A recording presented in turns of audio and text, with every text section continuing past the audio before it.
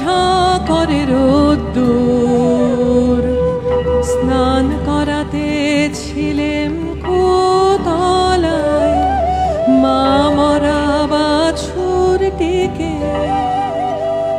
সামনে সে দাঁড়ালে, বুদ্ধ ভিক্ষু আমার বললে, জল দাও, জল দাও, জল দাও।